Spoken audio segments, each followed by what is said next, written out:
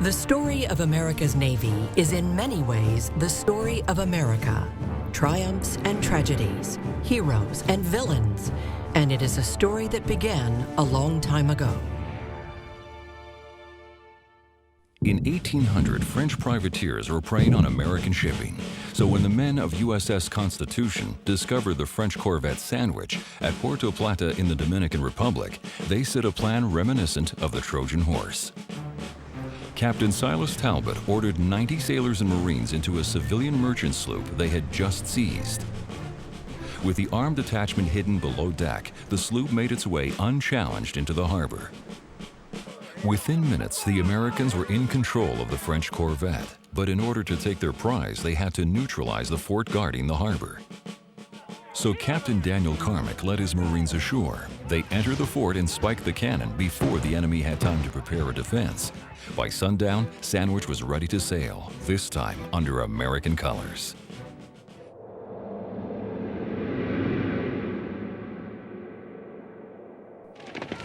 During the Mexican War, sailors and Marines engaged in action on the west coast of America. Successful landings were made at San Francisco, Monterey, and Santiago.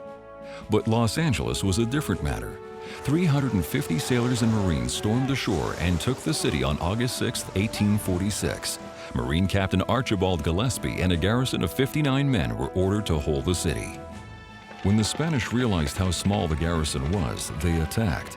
Outnumbered 10-1, Gillespie and his men melted down lead pipes for grape shot and held off the attackers for 7 days.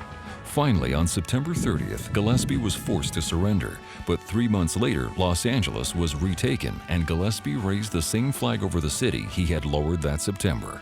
Control of California was finally settled for good.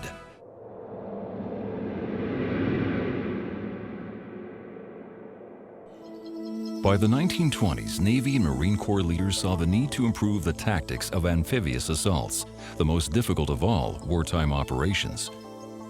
The challenge called for redefining the Navy-Marine Corps relationship.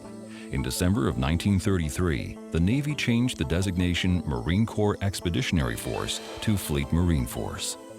Throughout the 30s, both branches worked together to improve tactics, communication, and equipment design. They studied what went wrong at the Gallipoli landing during World War I and what went right at the Guantanamo landing in the Spanish-American War. In 1938, FTP 167 Landing Operations Doctrine, U.S. Navy was issued.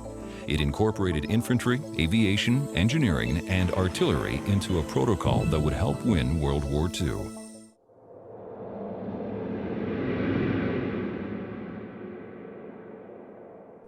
In early 1966, Viet Cong forces attacked 2 merchant ships near Saigon. In response, U.S. Navy and Marine forces launched Operation Jackstay.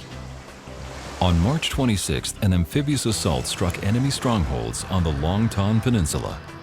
5 days later, an 18-boat convoy entered the Van Sam River.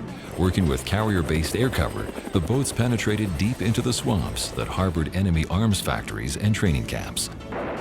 The boat team fought off enemy bands along the shoreline, then landed Marines in the mangrove swamp. Working together from water and land, the team killed 63 enemy and destroyed 3 base complexes. Further, the operation showed the effective penetration of sea power deep into the heart of an enemy's land-based haven. The story of America's Navy continues today. Whether below, on, or above the seas, it is globally positioned to secure our homeland and citizens from attack, and to advance our interests around the world.